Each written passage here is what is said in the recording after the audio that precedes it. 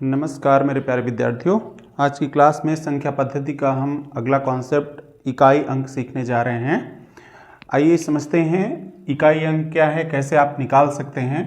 तो पहले कुछ आसान सी बातें आपको सीखनी है। जैसे हम आपसे कहें कि इकाई अंक के बारे में आप क्या जानते हैं, तो जैसे कोई भी नंबर लिखा हुआ है 2, 3, 4, 5 ऐसे करके, तो इसमें इकाई अंक क्या है ये है। अब इसमें से क्वेश्चन कैसे बनना है ये समझना है। इसके इंटू में अगर लिखा हुआ है 2, 7, 3, 5, 4 ऐसे लिखा हुआ है, अब कह रहा है इनका अगर प्रोडक्ट किया जाए, मल्टीप्लाई किया जाए तो इकाई अंक क्या होगा।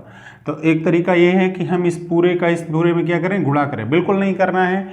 इकाई अंक पूछा है ना, तो सिर्फ इकाई अंक पे वर्क करिए। मतलब इसमें इकाई क्या है 5 और इसमें इकाई क्या है 4, इन दोनों को ले लीजिए, कितना हुआ 20।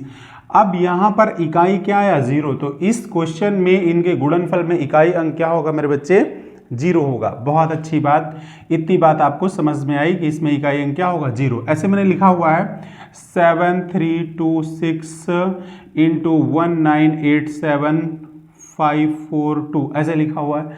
अब हम कह रहे हैं इसमें इकाई अंक क्या होगा, इनका प्रोडक्ट करें। तो कुछ नहीं करना है, आप आसानी से क्या करते हैं, इसको उठा लेंगे, इसको उठा लेंगे, तो क्या करेंगे 6 गुणे में 2 कितना हुआ 12। इकाई अंक क्या हुआ अगेन 2 हुआ।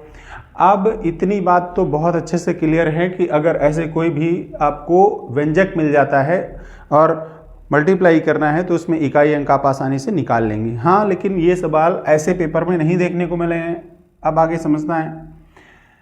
जैसे कहीं पर लिखा हुआ है कि मैं बोलूँ 27 की पावर 4 ऐसे लिखा हुआ है, में इकाई अंक क्या होगा, में इकाई अंक क्या होगा। ठीक है, तो अब हमें इकाई अंक निकालना है मेरे बच्चे, तो सिर्फ इकाई उठाइए। मतलब ये 7 तो 7 उठाइए, तो 7 गुणे में कितनी बार, 4 बार करना है, तो 7 गुणे में 7 गुणे में 7। क्लियर है ना बात। तो 7 सत्ते 49, यहाँ कितना मिला, फिर से 49 का 9 लीजिए और 7 सत्ते 49 यहाँ पर भी, तो ये कितना हो गया 9। 9 बार में कितना 81 हुआ। इकाई अंक क्या मिला 1 मिला। मैं इसको समराइज करके कुछ बात कहना चाहता हूं कि अगर कोई भी नंबर लिखा हुआ, जैसे मैं यहां पर कोई क्वेश्चन ले रहा हूं, नंबर ही लेता हूं, पहले समझना है, पहले नंबर ही लेते हैं, बाद में आते हैं क्वेश्चन पे। ठीक है, जैसे कोई भी नंबर लिखा हुआ और उसके इकाई में लिखा हुआ है 3, कोई भी नंबर लिखा हुआ और उसके इकाई में लिखा हुआ है 7, कोई भी नंबर लिखा हुआ है उसके इकाई में लिखा हुआ है 9। ठीक है, ऐसे करके। और कोई भी नंबर लिखा हुआ है, अगर हम सेट बनाएं एक, उसके इकाई में लिखा हुआ है 1। ठीक है, एक ये सेट बना रहे हैं हम, 3 सेट बनाने जा रहे हैं बच्चे, 3 सेट बनाने जा रहे हैं। इन्हीं में पूरी बात आपको समझा लेंगे। ऐसे ही एक कोई नंबर दिया हुआ है, ऐसे करके कोई नंबर दिया हुआ है और यहाँ पर लिखा है 2 इकाई में। ऐसे करके कोई नंबर दिया, यहाँ पर लिखा है 4। यहाँ पर कोई नंबर दिया और यहाँ पर लिखा हुआ है 6। ऐसे कोई नंबर दिया हुआ है और यहाँ पर लिखा हुआ है 8, है ना। अच्छा, एक सेट ये हो गया। और एक सेट और हम ले रहे हैं क्या, कि ऐसे कोई नंबर दिया हुआ है और इकाई में क्या लिखा है 1। ऐसे कोई नंबर दिया हुआ है, इकाई में क्या लिखा है 0। ऐसे कोई नंबर लिखा हुआ है और इकाई में क्या लिखा हुआ है 6।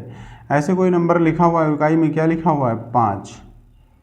सुनना है, समझना है बहुत अच्छे से। 3 सेट हैं आपके पास में, ये आपको ख्याल भी करने होंगे, आपको ख्याल रहे हमेशा, ये बात समझना है। यहाँ पर मैंने 27 की पावर में 4 लिया हुआ था और इस 4 का मतलब ये था कि इकाई वाले को हमें 4 बार मल्टीप्लाई करना है। लेकिन अगर ये 4 की जगह 40 लिखा होगा तो अब क्या 40 बार मल्टीप्लाई करेंगे, बिल्कुल नहीं।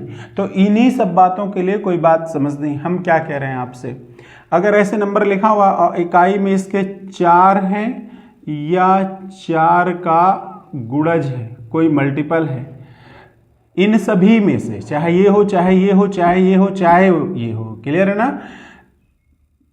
तो इकाई अंक हमेशा 1 आएगा, हमेशा कितना आना है, 1 आना है। आप इसको प्रैक्टिकली देख भी सकते हैं, जैसे मैंने यहाँ पर निकाला था तो क्या आया था, 4 आया था, है ना। और 4 की पावर 4 मतलब ये जो है 7 की पावर 4 का 4, और 7 की पावर 8 आए तो भी 1 आएगा, 7 की पावर 12 आए तो भी, मतलब 4 का मल्टीपल, वही लिखा हुआ है मैंने, 4 हो या 4 का गुणज हो तो इकाई अंक हमेशा क्या रहना है बच्चे, 1 रहना है। ऐसे ही इसमें आ जाओ, यहाँ पर भी वही बात, 4 या 4 का गुणज तो इकाई अंक हमेशा 6 रहेगा, हमेशा 6 होगा, ठीक है। जैसे ये हल किया गया, ऐसे ही ये भी है, ऐसे ये भी है ना। अब इसमें आ जाए मेरे बच्चे, अगर इकाई में 1 है तो पावर में कुछ भी होगा, यहां पर क्या होगा, इकाई अंक 1 ही होगा। पावर में कुछ भी और इकाई में अगर 0 है तो 0 ही होगा। पावर में कुछ भी है और इकाई में अगर 6 है तो 6 ही होगा। अच्छा, इसको हम आपको अगर प्रूव करके दिखाएं, जैसे 11 गुणे 21 गुणे 81, तो देखो 1 गुणे 1 गुणे 1, इकाई हमेशा क्या रहेगा, 1 ही रहेगा। अब पावर में चाहे जितना कर दे, मालूम पड़े इसको हम 68 कर दे रहे हैं तो 1 का 68 बार मल्टीप्लाई तो 1 ही आएगा। ऐसे ही यहाँ इसको अगर देखें, ऐसे करके लिखा हुआ है, पावर में मान लो 100 लिखा हुआ है तो 100 बार गुणा करें चाहे 1000 बार गुणा करें, इकाई में क्या आएगा, 0 ही आएगा। ऐसे ही 6 मेरे बच्चे, 6 गुणे 6 क्या होता है, 36 होता है। और इस 6 को ले लीजिए और फिर से 6 गुणे 6 करिए, फिर से क्या होगा, 36 होगा। इस 6 को ले लीजिए, फिर 6 बार 2 बार करिए तो 6 6 36, चाहे जितनी बार करिए हमेशा क्या आना है, 6 ही आना है। वही यहाँ पर भी पावर में कुछ भी हो, 5 के केस में भी पावर में कुछ भी हो, लेकिन इकाई हमेशा क्या रहेगा, 5 ही रहेगा। इतनी बात आपको समझ में विधिवत आ जानी चाहिए और मैं उम्मीद करता हूँ इतना आ गया होगा, ठीक है। इकाई अंक निकालने का क्या तरीका है, जो भी चीज़ दिया हुआ है, जो भी नंबर दिया हुआ है, उस नंबर के घात में देखना है आपको कि 4 या 4 का गुणज तो नहीं है, और अगर है तो तुरंत आपको मिल जाएगा। अच्छा, अगर इकाई में ये सब नंबर है तो फिर 4 का गुणज भी चेक करने की ज़रूरत नहीं है, फिर तो सीधे सीधे आपको कर देना है। इन दोनों में आपको ख्याल रखना है, एक तरह से विषम वाला है, ये सम वाला है। विषम के केस में कितना होना है मेरे बच्चे, 1 होना है, और सम के केस में कितना होना है, 6 होना है। अब आप सोच रहे होंगे कि अगर ये 4 का गुणज नहीं है तब क्या होगा। बहुत आसान बात है, अब वही समझाने जा रहा हूं, इसके बाद फिर क्वेश्चन पे आते हैं। क्लियर है ना बात। अगर ये 4 का गुणज नहीं है तो भाग देने से कुछ शेष बचेगा। जैसे मैं एक क्वेश्चन ले रहा हूं, लिखा हुआ है 8743 की पावर लिखा हुआ है मान लो 15 लिखा हुआ है।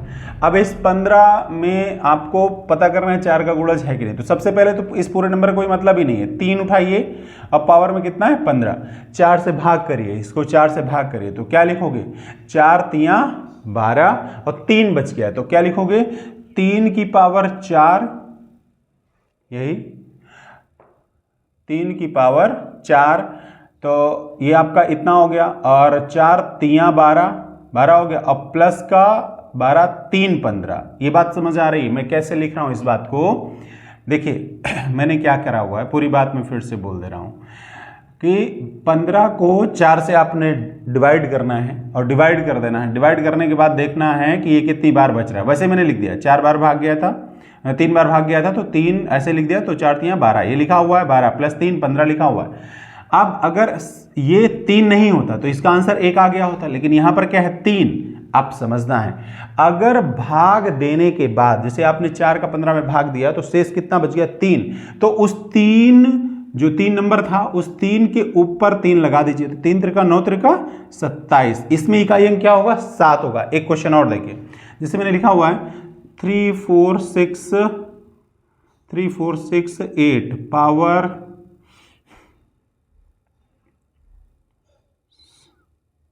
26, पावर 26, तो इसको 4 से भाग करिए तो 4 छंग 24, 2 बचा, 8 की पावर में वही 2 लगा दीजिए, और 8 का स्क्वायर कितना होता है, 8 8 64, इकाई में क्या हो गया, 2 हो गया।